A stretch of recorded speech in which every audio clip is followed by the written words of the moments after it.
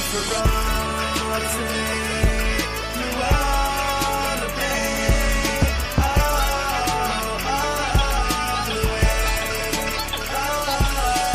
Hey everybody, welcome to the Sleeper Wire Weekend Preview Show. I am your host, Professor Chris, and with me today, I got producer Rob on the show. What's going on, man? How you doing? Good, man. Just getting over the flu, actually, but feeling a lot better today. Finally moving around and ready to kick some Week 7 ass with you. I actually just got my flu shot yesterday. I hope you got it in time, because that was god-awful, and I don't wish that upon really anybody.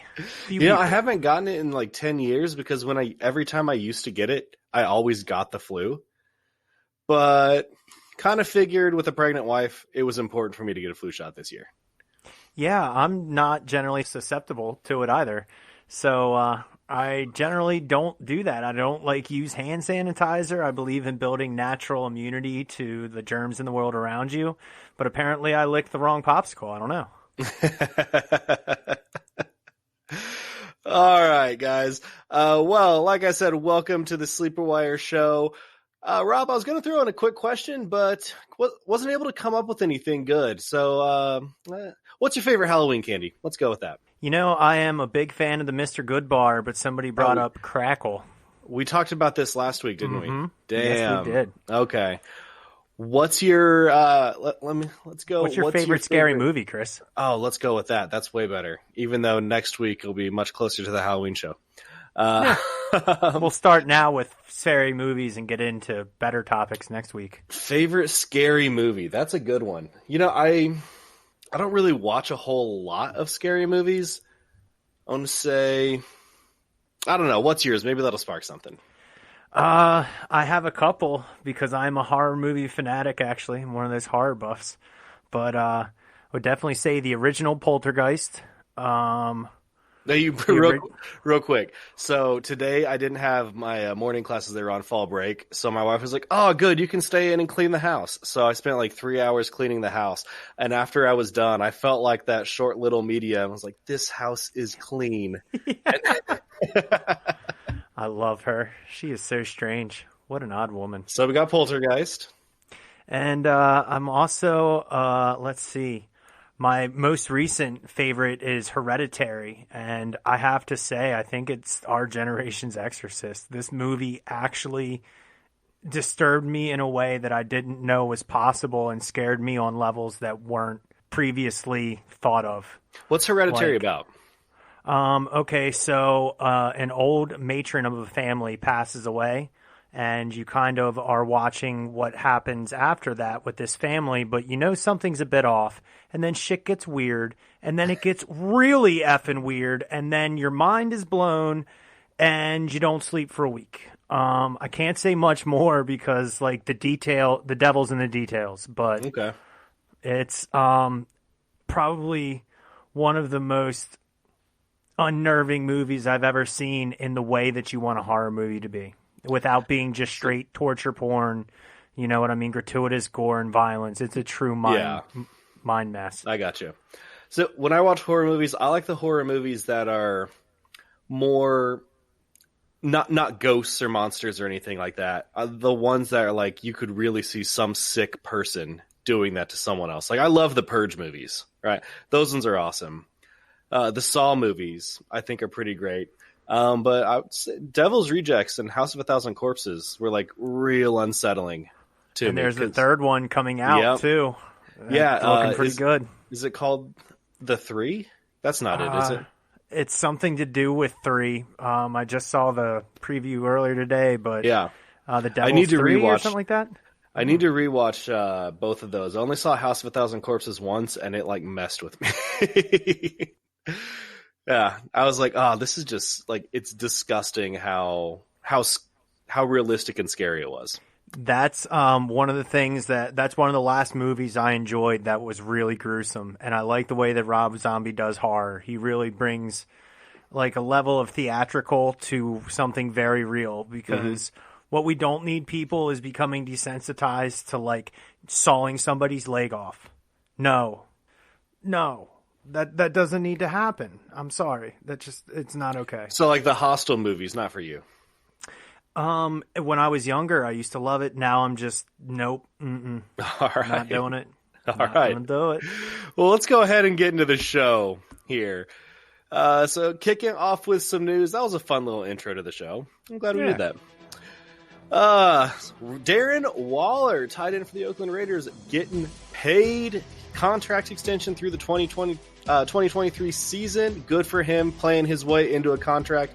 He's actually a pretty great story coming back from drug abuse and addiction, things like that. Basically played his way out of the NFL, and now he just played his way into a big contract. So good for him getting his money. Love what he's done this season. We're going to talk more about him in a little bit. On the other side of the tight end, good news, bad news spectrum, Will Dissly tore his Achilles. He's going to be out for the rest of the season. The silver lining for this is that he did tear it relatively early into the season, so it's looking like he should be, all systems go for 2020. But we'll talk about the Seahawks a little bit later. Just be aware of that. You do not have Will Dissly this week. Jaguars traded Jalen Ramsey to the Rams, got a couple first-rounders for him. So pretty good haul for both teams, I think. The Rams defense, I'm not sure if Ramsey's going to play this week. We're still unsure about that. But, good for both sides here. Tyrell Williams has plantar fasciitis. Not good. It's not getting any better. We had a bunch of players not practice on Wednesday. Alvin Kamara with an ankle and knee injury. David Johnson did not practice Wednesday, but he did come back Thursday. Kittle and Marquise Brown also not practicing Wednesday. Thursday DNPs. Devontae Adams still not out there. Turf toe injury. Marquez Valdez-Scantling. Geronimo Allison. Basically the Packers starting wide receiving core. Amari Cooper, Chris Herndon, Dede Westbrook. Any of these guys, you think are going to play, Rob? Well, unfortunately, I don't think it's going to be Devontae Adams because he just seems to be trending down every week. Like, nah, he's going to no. Nope. And I'm not hearing anything good come out of the camp. I'm hoping David Johnson does, George Kittle, but I don't have high hopes for Marquise Brown. Dede Westbrook is kind of a wish-wash as well. So do I have any strong feelings for any of them playing? No, I don't. It's not a good week for that. Let me ask you a trade advice question about Devontae Adams. So I've got a money league. It's my only money league with the people in the brewery. PPR, Superflex. I had the 12th overall, so I started with Adams and Julio. And Adams not being great. I also have Terry McLaurin and Robbie Anderson, though. And Greg Olsen is my tight end. Would you trade Adams for Waller? At this point, yeah, I think I would. Absolutely. Just because you're kind of trading Devontae Adams on name value. Nobody has a timetable for his return right now, and he doesn't sound particularly confident about it. So I kind of like that Waller's going to play every week but his bye week unless something unforeseen happens. Yeah, when Waller's already passed his bye. Yeah, no, good point. Yep. So you got Waller rest of season. And how is the Raiders' schedule coming up into the playoffs? I guess would be the thing that I would want to look at there. Do you have, the tight end that you want going into the end? And I'm trying to look this up really quick and also talk at the same time. I don't know if I'm getting it I right. was hoping you would keep talking so I could look it up. Yeah. So 13, 14, 15, 16. He's got at Chiefs, Tennessee, Jacksonville, and then at Chargers. So, It's not you easy. feel like no, but you feel like Waller has been the only reliable target there. So, they're basically using him like a wide receiver one. A bit. They split him out wide, play him in the slot tight. He's been a fantastic tight end for them as a receiving option. So, given that I have Julio and McLaurin and Robbie Anderson, you would trade Adams for Waller. Yeah, and I would honestly do it before this week because I don't know if his value goes up or down if he continues to trend to be out. All right. Sounds good, man. Let's move on here. Enough about my leagues. I'm sure you guys don't really give a shit about our leagues. You're more concerned about yours. But in case you guys are wondering, there you go. You know what Rob thinks. John Brown was limited on Wednesday after popping up on the injury report with a groin injury, but he did practice in full Thursday. He's still got the questionable tag, but he's going to be good to go. and juicy matchup against the Dolphins. We're going to talk about that later. Before moving into the matchups, today's show is sponsored by the memorabilia site pristineauction.com. Hundreds of daily auctions for all different kinds of memorabilia. It is 100% free to join and free to bid, and you only pay when you win. And right now, you can get $5 off your first item by entering promo code SleeperWire. Visit pristineauction.com to get this deal. That's PRISTINE auction.com. Well, moving into the matchups here, we do have 4 teams on bye this week. Panthers, Browns, Steelers, and Buccaneers, which means the human cheat code, Mr. Konami McCaffrey himself, is on bye, so you don't have him. Also, Curtis Samuel, DJ Moore, and Greg Olsen. For the Browns, we got Odell Beckham Jr., Nick Chubb. Steelers, Juju and James Conner, even though you're probably not playing Juju anymore right now, which kind of sucks. And for the Bucs, Chris Godwin and Mike Evans. So there's a lot of fantasy points on bye this week, Rob. That's a lot of fantasy points, and I hope you drafted or have picked up free agents up to this point to plan for these guys being out. I mean, if you're only going to lose 1 week because you have Christian McCaffrey, Nick Chubb, Chris Godwin, and Curtis Samuel, which is very possible the way this draft season fell, you could be chasing a lot of points off your bench right now, starting people like Frank Gore. Maybe you were lucky and got Terry McLaurin. You've been flexing him all year, but that's going to be some hard points to make up for. Yeah, it will. But you know what? If you've got that roster, I think you're okay with 1 loss. Yeah, I'd be all right with it. Oh, guys, please make sure to check out the other shows that Sleeper Wire does during the week. We have the Sunday Blitz, where we answer start-sit questions for about 2.5 to 3 hours on Sunday morning before the games start. We've got the Great Debate, comes out every Tuesday, helping you out with the waiver wire. The Weekend Recap show on Mondays as well comes out on Tuesday. We also have another Tuesday show. We have 3 shows that come out on Tuesday, which is a little ridiculous. The live Sleeper Waiver show, just answering waiver wire questions live, call-in show, just like the live mail sec show. And then, of course, the weekend preview. A lot of stuff going on here at Sleeper Wire. So it looks like we do 6 shows a week. Man, that's plenty. Definitely a lot of content for our listeners. Yeah, that's plenty. It's a lot for us too. But hey, we make it work. Thursday night football, we have Kansas City Chiefs at the Denver Broncos. Going on right now, it is 10-6 as of us recording this right now. So we had the Mecole Hardman touchdown, had the Royce Freeman touchdown. The Phillip Lindsay failed 2-point conversion. Yeah. Hopefully this is going to be a good one. 16 points scored through the first. Wow, I can't even think of it. I almost said first inning, first quarter. Yeah. Still got baseball on the mind. What happened? Your Braves get eliminated? Yeah, they did. But you know what? They didn't get swept.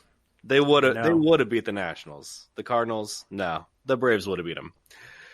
I'm just bitter. Anyways, Raiders at Packers. Josh Jacobs is the RB13 through 5 weeks. Still the RB17, even though he didn't play last week. So 17 through 6. Having a great season. He's well worth that third-round draft price that you paid for him. 4 touchdowns on the season, over 100 yards in Week 5 against the Bears, which was super surprising. 26 carries for 123 yards and 2 touchdowns. As we mentioned with Darren Waller, 37 catches and 359 receiving yards through the first 5 weeks of the season, averaging more than 7 catches per game. He was the tight end, not the tight E. Wow, stumbling all over my words. I need to drink more Happy Juice here. Through the first 5 weeks, tight end 6, just awesome. And again, good for him getting his money. Now this week, Rob, do you have any interest in playing any Raiders wide receiver? Obviously not Tyrell Williams, but Hunter Renfrow or Zay Jones? No, I'm going to stay away from that crapshoot this week. I want to see how things shake out with Zay Jones out there. I like that, Buffalo got rid of him. If they're going to use John Brown, don't keep Zay Jones. So he gets a chance to go over there to Oakland and kind of profile as that Antonio Brown-like receiver that they haven't had. So eventually I might be interested, but not this week. Yeah, I mean, good for him for getting another opportunity. Remember that hotel incident that we had early in the offseason? No. What the hell happened? He fought his brother in the hallway of a hotel, and it was caught on camera, shirtless, like punching windows and walls and stuff like that. No, I missed the You didn't- whole Zay Jones. Wow, we'll have I to missed look- that part. We'll have to look that up after the show. Yeah, I pretty just crazy. saw the video of him standing up like a magic man. Some Michael Jackson dance move. Aaron Rodgers in this matchup. Are you going to play him? He's been awful. If not, if I can help it. That's for damn sure. He's been terrible. Doesn't have any of his wide receivers. Devontae Adams still questionable. Do you expect him to play as of Thursday night? No, no, I do not. I think Devontae Adams is out this week, and hopefully, it's the extra rest he needs to come back healthy next week. Because, damn it, I miss him. Yeah, same here. Thinking about trading him for Waller. Yeah. Is Alan Lazard a thing? 4 catches, 65 yards, and a touchdown. Aaron Rodgers did have really good things to say about him, but, I mean, he was the only receiver he had anything to say about. So, Yeah, but at the same time, Alan Lazard is also a monster of a man. He is a true behemoth. I think he's somewhere in the neighborhood of 6'5", 220, 230, something like that. And he's got hands. I actually was hoping the Ravens would draft him late in the draft last year. And it didn't happen, obviously. And I'm glad to see he made it into the NFL and got a chance because he's an intriguing talent. But, being as though he's pretty much the only healthy option, I would like a little bit of Alan Lazard, especially if I'm sitting Devontae Adams on my bench again. Aaron Jones lost a fumble and dropped a wide-open touchdown pass this last week. He was outplayed by Jamal Williams significantly, even though they basically split snaps and touches. 14 carries for 104 yards, 4 catches for 32 yards, and a touchdown for Jamal Williams. Just looked really good. Let's move to Rams at Falcons. Do you think this could be the highest scoring game of the week? I'm calling that it is. If the Rams offense shows up, it sure damn well could be. I mean, I don't see how they won't show up against the Falcons. Jared Goff was bad. Yeah. I'll talk more about Goff towards the end of the show. Hint, hint. Yeah. But this is two good offenses, one going against a really bad defense in the Falcons. Todd Gurley was limited this week. Not sure if he'll be back this week or not. If he's out, there's also, I didn't put this earlier, but Malcolm Brown been injured as well. If both of them are out, are you starting Darrell Henderson? Only if I have to. Only if the chips have fallen in a way that I can't play any other running back right now. But I would try to avoid it. He's fumbled already. It's Henderson versus the Falcons. What about Henderson or Frank Gore versus the Dolphins? Gore versus the Dolphins. With Singletary back. Frank Gore versus the Dolphins. Start everybody versus the Dolphins. Carlos Hyde. I'd probably start Carlos Hyde. Okay. And getting good volume. I agree. Yep. All right, so Darrell Henderson, someone who you're not really as concerned about. No, I'm not going to waste waiver priority or free or any fab on him. Okay. That would not be my play. I did get a Yahoo alert that more than 20,000 people dropped Malcolm Brown after last week. Yet people did not want anything to do with him. Jared Goff, as you mentioned, was absolutely horrible. Just 24 passing attempts for 78 yards. No touchdowns. He was sacked 4 times. Awful. However, I think you can fire up all Rams receiving options in this one. Cooper Kupp, Jared Goff, Brandon Cooks, even Gerald Everett. I think the Rams are going to be able to put up a bunch of points. Matt Ryan, huge week last week. 356 yards and 4 touchdowns. Only 1 pick over the last 3 weeks after starting out with 6 interceptions in the first 3 games. Been over 300 passing yards every game this season, so he's playing really, really well. 3 or more passing touchdowns in 4 of the 6 games. Only 1 game with 0 touchdowns. That was week 4 against Tennessee. But he still threw for 397 yards. Matt Ryan or Deshaun Watson?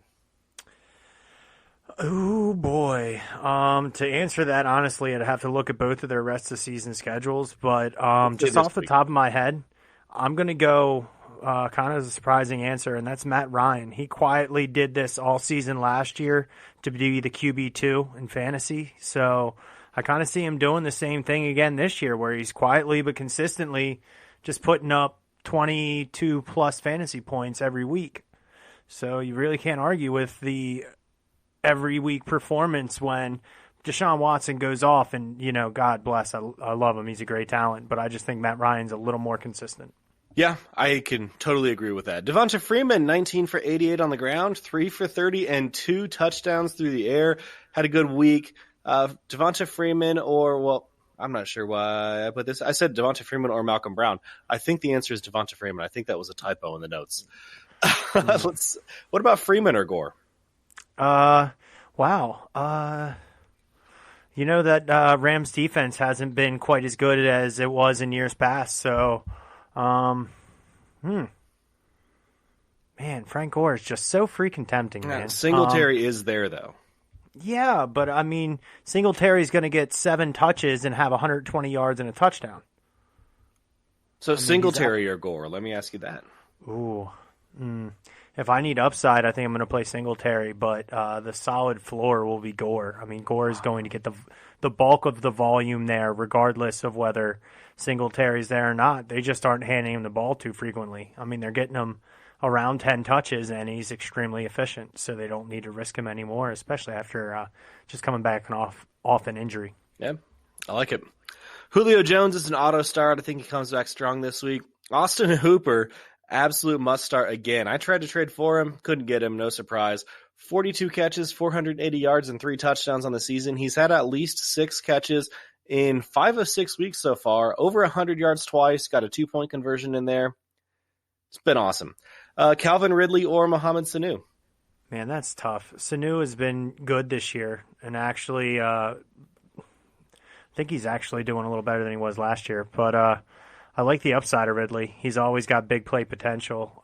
So, again, that's probably going to depend on where I'm at in the week. If I need upside, I'm playing Calvin Ridley for sure. But Mohamed Sanu, I think, is your safe floor play. Yep, I like that. 49ers at Redskins. Man, this 49ers defense is legit. Matt Breida and Tevin Coleman both look really good. George Kittle did not practice Wednesday with a groin injury, but he finally got going well the last couple weeks. 6 for 70 and a touchdown and an 18-yard rush. 2 weeks ago, 8 catches for 103 yards on 8 targets last week. Looking good. I am happy to say in our Sleeper Wire Dynasty League, it's a 2 tight end league. I do have both Hooper and Kittle. That's Wow. pretty great. Yeah. Yeah. I bet you are spanking the competition right now just I am on not. your tight end alone. Oh. I'm 1-5. Oh. Yep. My running backs, not great. So I knew I had to do some work in the draft this year. I was able to get Montgomery and Singletary and Alexander Madison, but it's more the long play for Yeah. me. Yeah. I've got OBJ and Mike Evans, but OBJ's not doing shit. So Yeah, that's in years past that would have been like, dominant, but Yeah. this year not so much. yeah, not so much this year. But you know what? Playing for next year. First pick. But Kittle is definitely the icing on the cake in a bad situation there. Yeah. I definitely think that's a 149er to own right now. As pass catchers, not as running backs. Well, aside from Breda and Coleman.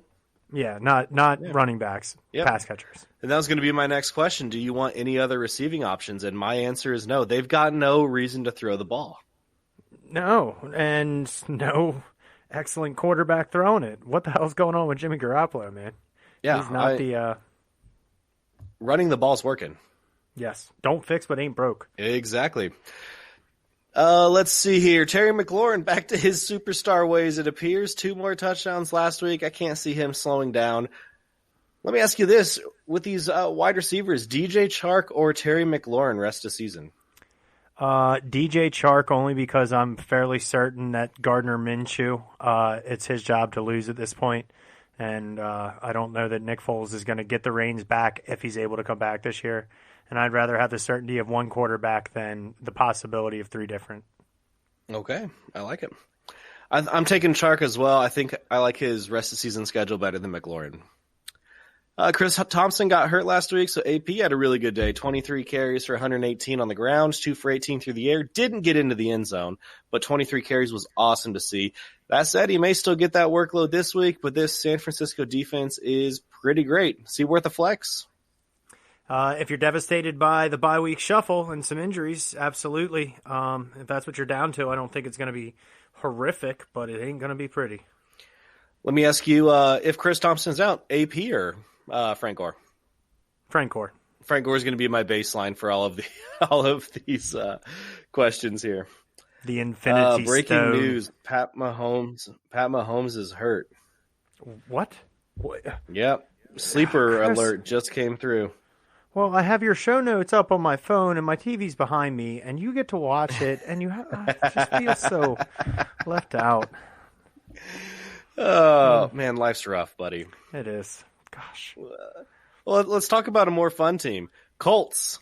Texans travel to Indianapolis to take on my Indianapolis Colts. Deshaun Watson has just been playing, getting it done.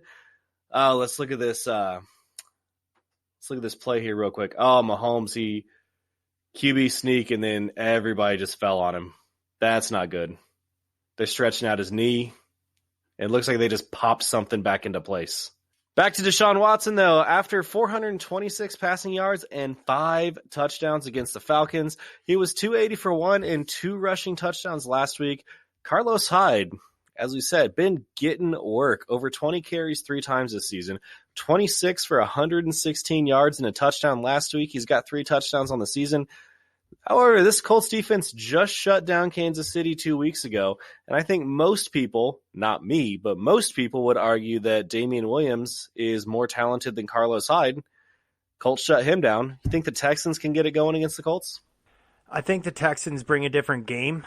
The Chiefs are a little more passing attack, run a bunch of motion and distract you, get players open in open space, which I think the Colts cover well. They are a really fast linebacking core and fast defense. But I don't know if they'll match up against the Texans in the same way. DeAndre Hopkins is a machine. That man can catch balls with his hand against his rump. That is just that's unseen talent before at the position. You got Will Fuller, who obviously is a beast. I just don't think that we're looking at the same profile offense. So, do they have the capacity to shut him down? Sure, but I don't think they will. I'm sorry, Chris. I know it's your home team. It's all right. I just want to throw a big suck at George. Carlos Hyde's better than Damian Williams. Suck it. Yep. I'm going to keep saying it every single week, too.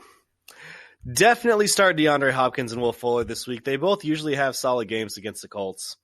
Jacoby Brissett, he is finally not my stream of the week.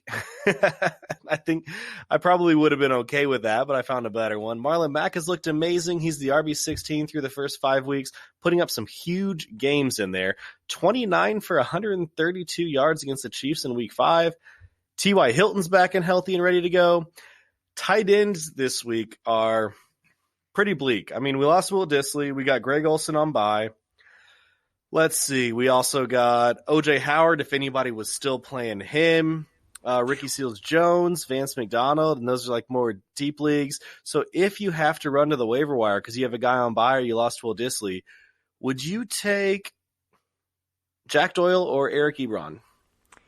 I think I like the consistency of Doyle over the upside of Ebron for a waiver pickup on a tight end, but you know that Ebron has those games in him where he's going to catch a touchdown or two. And Jack Doyle seems to be more the PPR, 6 for 60 kind of tight end. What about Doyle or Darren Fells? Well, same matchup. Didn't you guys do that for the great debate this week? We did. I'm asking you. I thought I was dodging it. Well, yeah, I think I would take. I feel dirty saying it, but I think I would take Darren Fells. I think I'm going to go with Doyle. I'm not excited about it, though. Yeah. They aren't great options, but they are options. Yep. Let's move on. Vikings at Lions. Kirk Cousins finally broke out. 4 touchdowns last week. 1 to Adam Thielen, 3 to Stephon Diggs, who had 7 catches for 167 yards on 11 targets. And something that, I listen to a lot of other fantasy football podcasts just because I like hearing different opinions. And, there's some guys that, I really enjoy listening to. I haven't seen anyone talk about this. He was just missed on a 4th touchdown as well on a drive that I think resulted in a field goal. It was about a yard too far, another huge bomb. It would have put him over 200 yards, 4 touchdowns. It would have been damn near what Will Fuller did last week and just missed him. So I don't think that gets brought up enough. So it looks like the targets are absolutely back from Kirk Cousins to Stephon Diggs. Dalvin Cook, auto start, we know that. Lions, of course, got robbed Monday. You've heard that, all over. Yeah, sorry, Lions fans. Tough shit, Yep. It happens. Oh, well. Yep. The Colts have played the Patriots long enough to know that Patriots get all the calls too. So Green Bay and New England. There we go. This is a division game at home in Detroit, which these ones are hard to predict. Would you say, if you had to make a call, high scoring or low scoring? Vikings at Lions. Yep. You know what? I think that's going to be over 20 points each team. Both of those offensive has actually started to click, so I think we're going to see more out of that game than Vegas expects. See, I was thinking more like 22-17. Something like that. I can see that. Yeah, I don't think it's going to be that high scoring. I do think the Vikings pull this one out. Kerryon Johnson had low yardage last week, but he did get into the end zone for you. TJ Hawkinson continues to drop touchdowns. Are Marvin Jones or Kenny Golladay in your lineup this week against the Vikings? Kenny Golladay, yes. Yep. Marvin Jones is not exactly been a consistent play this year. So if you're putting him in your lineup, you're kind of crossing your fingers and hoping that's the week he's going to catch a couple touchdowns. A couple bombs. Yep. Gross match of the week, Jacksonville Jaguars at Cincinnati Bengals. Leonard Fournette and DJ Chark got to play these guys. Both have been top 10 at their respective positions this season. If Dede is good to go, I think you can throw him out there too. Seems to have gained some chemistry with Gardner Minshew, which I'm sure will get brought up later. The Jaguars did just trade Jalen Ramsey to the Rams, so their defense does take a hit. Is that good for Alden Tate and Tyler Boyd? Their pass rush Jacksonville's pass rush is still going to be able to get to Andy Dalton. So Tate and Boyd, you throwing them out there? If you're relying on him, you have to. But Boyd is somebody that didn't look great against the Ravens with their depleted secondary. But I think Auden Tate's actually the guy that, if you have to start one, Auden Tate's the guy that I'm putting my money on. Yeah, I'm leaning that way as well. I think now we can also start talking about benching Joe Mixon. Are you going to play him this week against the Jaguars? I am legitimately trying not to. I played Royce Freeman, and he got in the end zone, so I'm feeling good about it so far because that's more hope than Joe Mixon has given me early in a game all freaking season, man. All season, and it's just frustrating because you know the talent, and he's just not getting used. I think they have him running, I saw a stat today, 7 routes per game. Not 7 targets, 7 routes. Like, we know Joe Mixon can line up all over the formation and run just like Le'Veon Bell did a couple years ago with the Steelers and what he's doing now with the Jets. I mean, Joe Mixon really can do the same kinds of things, and they aren't using him that way. I guess Zach Taylor just hasn't figured out a way to work that into the offense, which is confusing because he seems like the piece that you would want to focus on with so much, lacklusterness around. Is that politically correct? Lacklusterness. Yeah, I like it. Oh, let's move on. Another gross game that could end up being a lot of fun and pretty high scoring. Arizona Cardinals at New York Giants. Kyler Murray looks like the top 10 QB that we all wanted him to be, and he is. Quarterback 7 on the season. David Johnson did not practice Wednesday, but he was out there on Thursday. If he happens to miss, Chase Edmonds is a must-play, right, against the Giants? Oh, yeah. Chase Edmonds is looking good in the opportunity he's getting. So I would imagine that you're going to see a real hungry runner if he gets the starting nod because David Johnson's out. Would you play? So this is all theoretical if David Johnson is out. Chase Edmonds or Leonard Fournette? Leonard Fournette, and I think he has the opportunity. I have him ranked number 1 as my number 1 running back this week. Okay. Yep. Because that Bengals offense or Bengals defense, run defense, is freaking terrible. Absolutely terrible. Lamar Jackson, who was an exceptional runner, but shredded him for 159 or 152 yards and a touchdown on the ground. And it didn't look like he was trying too hard. And I think Leonard Fournette, now that he's getting used in the passing game, is going to be above 20 points easily in PPR. Holy hell, what a catch by Sutton. Damn. So, guys, this is what happens on the Thursday show. We're watching the game at the same time. I would say Fournette as well. Edmonds or Devonta Freeman? I think I would play Chase Edmonds there. I think Kyler Murray may have heard me say that was the game I didn't want to watch last week and said, well, F you, buddy, I'm going to beat your fantasy team. And he shat all over my face and played a great game and destroyed my fantasy team. It was not awesome, but go Kyler. And one more, Edmonds or Carry-On? I think I would take Chase Edmonds just because the Giants' defense is a little easier beaten than the Vikings. All right. I think I would take Edmonds over Carry-On, but Freeman over Edmonds. Larry Fitzgerald, also a solid start in this one. Daniel Jones can be a good streaming option this week against that bad Cardinals defense. Evan Engram and Saquon Barkley were full participants in practice on Thursday, so they are full go, and you got to play both of these guys. Golden Tate, huge game last week, 6 for 102 and a touchdown in his second game back from suspension. This one could be fun. It sounds gross, but it could be fun. I think this is going to be this actually has an opportunity to be one of the higher scoring games of the week. Two rookie quarterbacks dueling it out, showing us what the future of the NFL could look like. This next one's going to be not fun. Dolphins at Bills. Don't start any Dolphins. Negative. Devontae Parker has had a touchdown the last few weeks, but don't start any Dolphins. There's also rumors that Kenyon Drake going to be traded. They're shopping him. Yeah, does that make Mark Walton somebody you want to pick up, Chris? No. No. I don't want anything to do with the Dolphins offense. I played Preston Williams once this year, and I think he scored me like 9.5 points that week. And I quickly took him out of my lineup and got him the hell off my roster because I just don't trust that down there. So no. I will say I picked up Devontae Parker because bye weeks hit me real hard in the league with Hilton and Brown and John Brown out last week. But I also had Tyreek Hill, and I was waiting to see if he was going to play. And once I knew he was in, put him in, dropped Parker. I did see a quote real quick. I'm sorry, Chris, to cut you off, but I saw a quote about Devontae Parker that he has been the only. I wish I could remember the exact word. Oh, I know exactly what you're talking about. Yeah, he was the only player that's shown up all year and been any good. Yeah, that was a sleeper alert that came through, or at least that's where I saw it. And let me kind of talk meaninglessly as I go back and look through that. Let's talk about the Bills. John Brown, like we said, did practice on Thursday, had that groin injury Wednesday, but he's good to go. I think you can definitely fire him back up, someone you're going to want to play. Cole Beasley also needs to be started. We've been talking about Frank Gore and Devin Singletary quite a bit, comparing guys to them.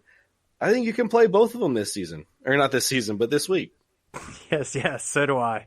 Absolutely. Actually, I think you could play both of them this season and this week. Yeah, probably. It should be a good week back for Devin Singletary since he's going to take on this, vaunting Miami defense. Nobody. This is the quote from Brian Flores. Devontae Parker has become one of our most dependable players. He is on the right trajectory for us. So I have a question. Does that mean he's sucking the appropriate amount or that he's actually doing well? Depends on what they mean by dependable. Yeah. If they're looking for someone to suck, he's doing a great job. That's a question I'm asking. We're here asking the tough questions, Chris. Tank for Tua. Yeah. What about Dawson Knox at tight end? You playing Dawson Knox or Darren Fells? Dawson Knox. I like Josh Allen's tight end. What about Dawson Knox or Jimmy Graham? I think Jimmy Graham was on the did not practice list, wasn't he? I did not see that, but let's assume he plays. If he was playing and fully healthy, I'm still playing. I think I'm taking Dawson Knox. Aaron Rodgers just hasn't proven consistent enough for me to start his pass catchers. Okay.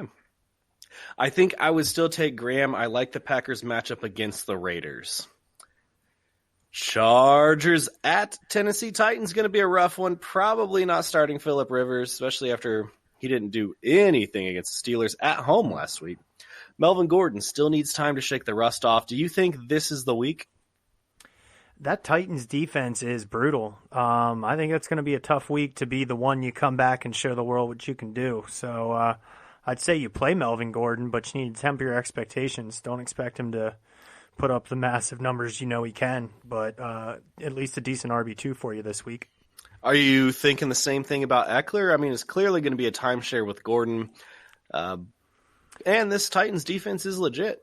Yeah, I almost feel like I like Eckler a little bit more because of the running style. He's so small, he just gets going so fast. Melvin Gordon's a big dude and makes big man cuts and comes through the field like a big man. Austin Eckler is cutting right underneath all that garbage and making 10 yards before Melvin Gordon runs 4. And it just seems like he's been more efficient with the touches that he's getting.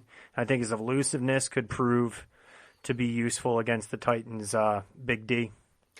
So I think Austin Eckler has looked like what Damian Williams looked like at the end of last season. Yeah, that's a good comparison. And he's what people wanted Damian Williams to be this season.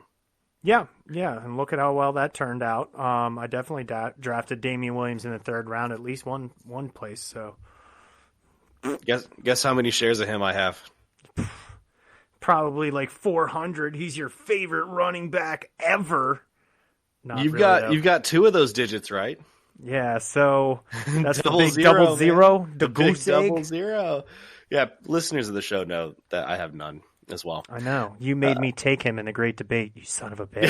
I sure as hell wasn't arguing for Damian Williams. What was that one? That was Damian Nick Williams Chubb versus Nick. Yep, Nick Chubb. Oh man, yep. And I got set me up for failure. I got so much hate for like when I would post that in like Facebook groups because everybody was on the Damian Williams train. Oh, it's got to be Damian Williams. God. Blah blah blah. Nope. And that was your first one, wasn't it? Yeah, that was my first great debate, and I was actually better prepared for that one than I have been for any other after. I should have let you choose for your first one. That was a high water. That was my Gettysburg to the south. There we Lord. go. Keenan Allen is slowed down with fantasy production, but he's still got to be in your lineup. And what a return for Hunter Henry. 9 targets, 8 catches for 100 yards, and 2 touchdowns. Looking like the Antonio Gates type of tight end that we wanted him to be and that Rivers has been missing. Wow, we have a missed field goal here. Awesome. A lot of missed field goals this season, I feel like. Yeah. Hopefully Hunter Henry can stay healthy. Marcus Mariota benched for Ryan Tannehill. Oh, man. You know what? I actually think that this could be a good thing for Corey Davis. I think it would be a good thing for A.J. Brown as well. I think we might actually get to see what A.J. Brown can do with consistent targets. I don't want to say a consistent passer because that's Ryan Tannehill, not an actual professional. But, hey, they tried. Good effort, Titans. Yeah. We applaud you. And you know what? Marcus Mariota is not a horrible quarterback, but maybe this is just him. Let me play out the rest of my contract on the bench so I can go somewhere else, somewhere better. Do you think any place better actually wants Marcus Mariota for any reason? No.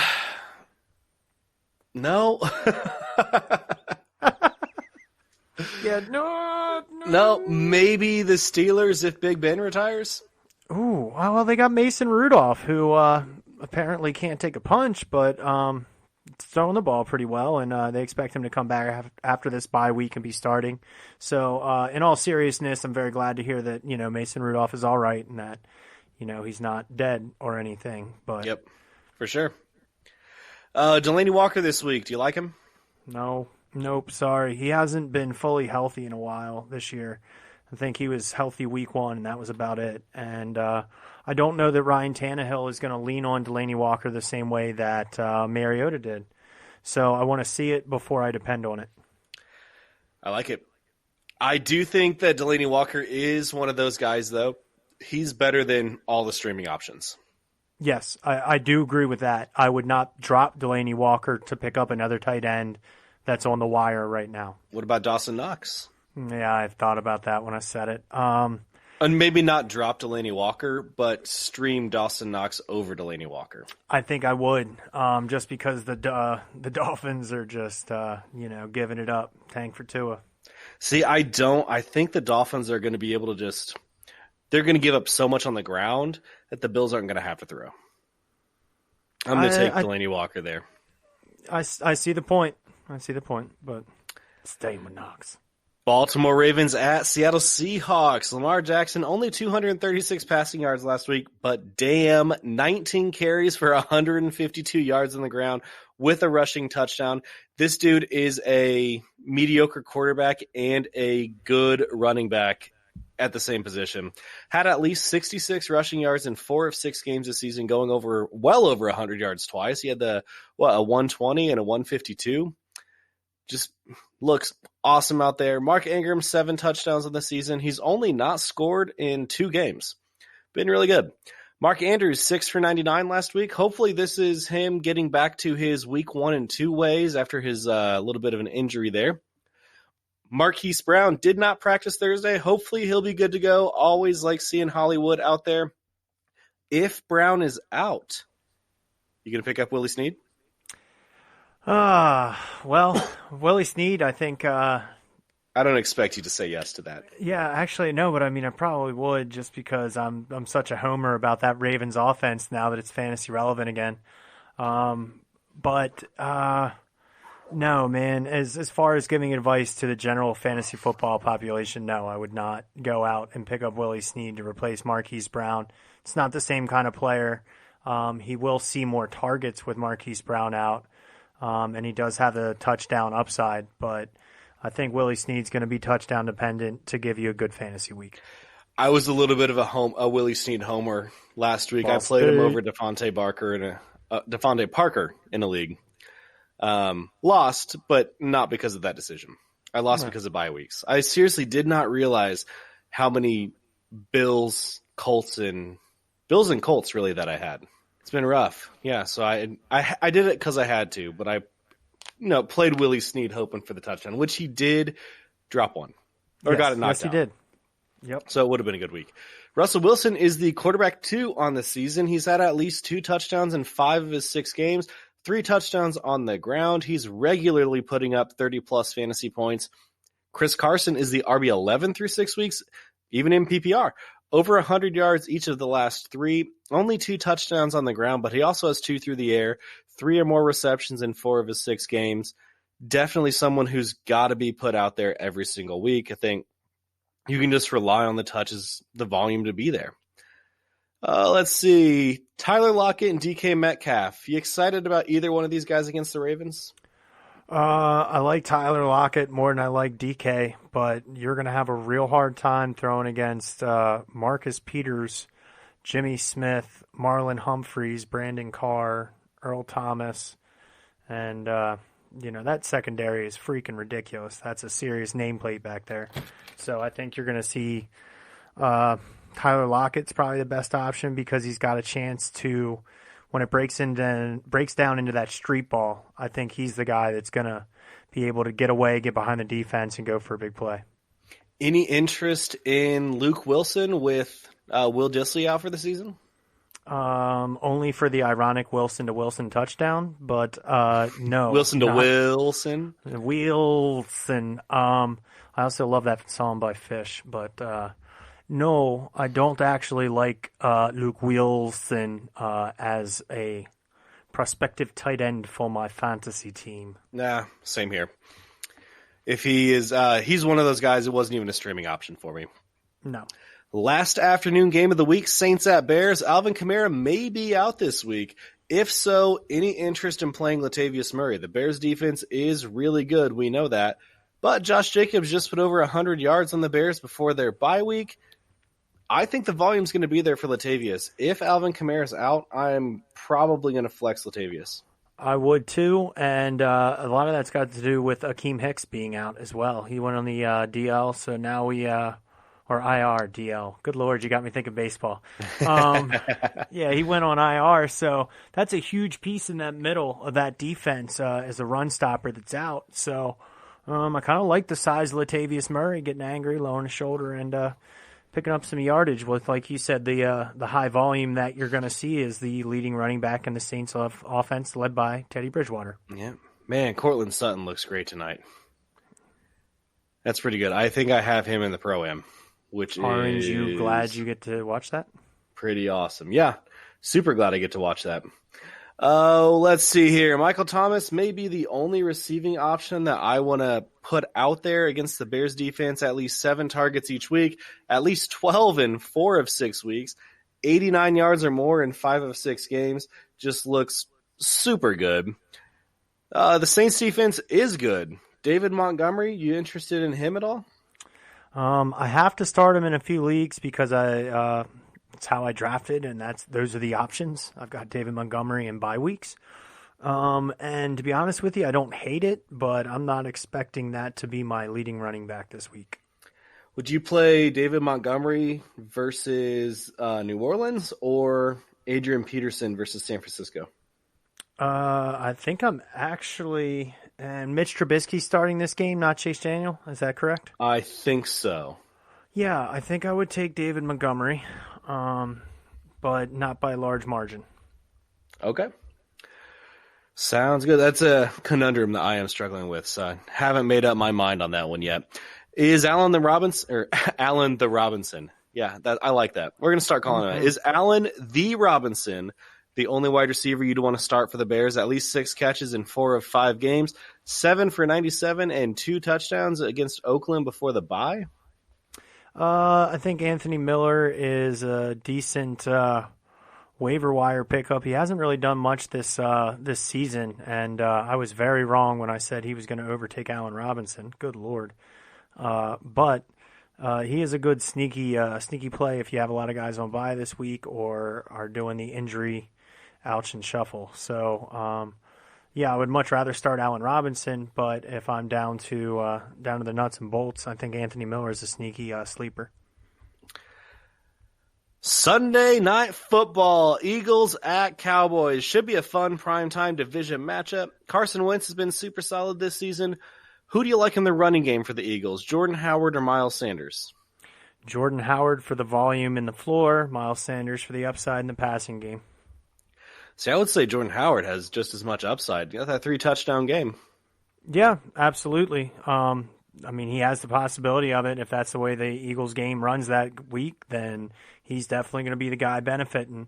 I feel like he's more touchdown dependent, where Miles Sanders is only touchdown dependent. He hasn't really put up a stat line that's been independent of touchdowns fantastic this year, I don't believe. He's had some decent he's gotten over 10 points with receptions and yardage, but if you take away the touchdown from that week, I think he still scores under 10 points PPR.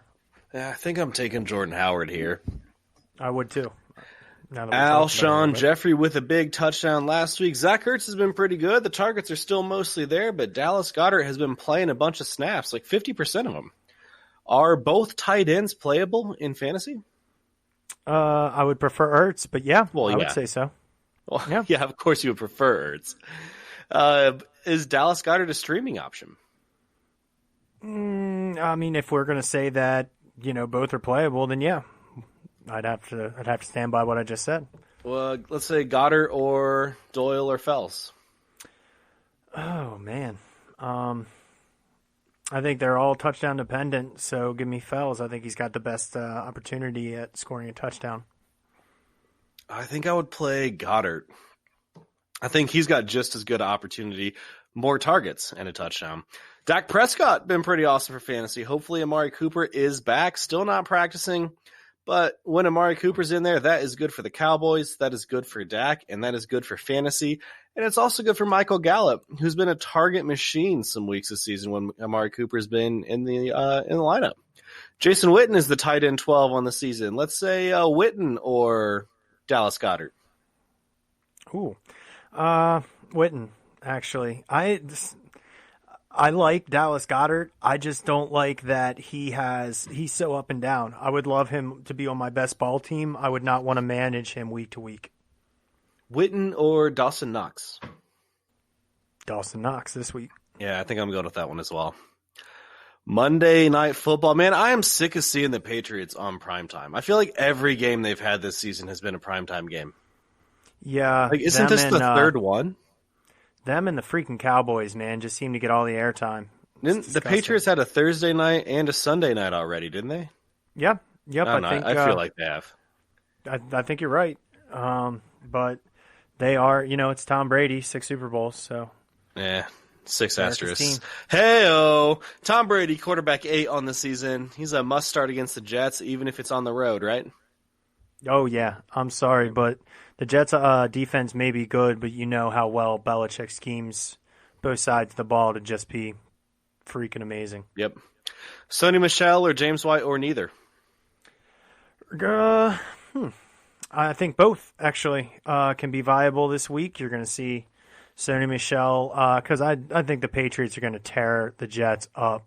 It's going to be a lot to do with Sony Michel getting some volume, breaking away some yards. The things that do scare me about that a little bit, CJ Mosley saying he's going to be back, Quentin Williams be back. Got some bigger guys that are good run stuffers. So, I think James White's good for that reason, and Sony Michel is just going to get the volume and the goal line work. I think it's a Sony game. Julian Edelman, autoplay in PPR leagues, especially in a primetime matchup. Man, I might have to turn the volume off. Booger talking about how great the Patriots are all night. Yeah, I'm not going to be able to handle that. I'm not a huge Booger fan to begin with, but oh, hell no. Sam Darnold came back last week. He was pretty good. Robbie Anderson, 8 targets, 5 catches, 125 yards, and a touchdown. Nice game back with Sammy. Jamison Crowder saw 9 targets, 6 catches for 98 yards. It looks like now that Darnold is back, Crowder is now a good PPR play again. Let's talk about these two guys. If you had them both, who would you rather play, Robbie Anderson or Jamison Crowder? Against the Patriots, it's going to be Jamison Crowder. I think they're really going to try and take away the long ball of Robbie Anderson. That's going to be the focus of the Patriots D, is keeping him contained from getting behind the defense. But man, is he fast. What about rest of season? Give me Robbie Anderson. Yep, same here. And, of course, you are playing Le'Veon Bell. Not even a question. Don't have to talk about that. He's a stud. That's going to wrap it up for the matchups. Let's move into our streaming quarterbacks. I'm going to kick it off here. Mine is Jared Goff. Listen, I know he's 91% owned, but if you own Goff, you most likely have another quarterback on your roster because you haven't wanted to play Jared Goff. Throwing him out there versus the Falcons is going to be awesome this week, and who knows, maybe someone was pissed off last week and dropped him after his no touchdown 78-yard performance. I think Jared Goff is going to be pretty great. Rob, give me your streaming QD. Well, I'm going to take a throwback to the mustache ride and go with Mr. Gardner Minshew. I think he has a great bounce-back week against this leaky Bengals secondary and defense in general. And again, I think he helps facilitate Leonard Fournette being the RB1 of this week. All right. Wasn't he yours last week too? Yeah, I believe he was. And it was not, or was it 2 weeks ago? Did they have a bye last week? No, it was last week because you put Minshew in the notes. Yeah. Mm-hmm. Yeah, my misspelling caused him to take a massive misstep. I won't make that mistake again, sir. I will say, last week I said stream Kirk Cousins. That worked out pretty well. Yeah, way to go, guy. Listen to me. Shout out to the other shows in the Sleeper Wire Network, the awesome Break from the Grind guys, George and Jason over there. On Beat, hosted by Rob himself.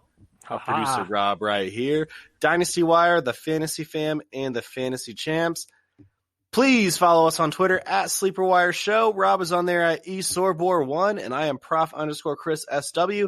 And then you can find us on the Sleeper app at eSorbor and at Professor Chris. And make sure to follow us on Facebook at Sleeper Wire Fantasy Football Club. Rob, thank you so much for joining me this week. Everybody else, thanks for tuning in. We'll catch you next week.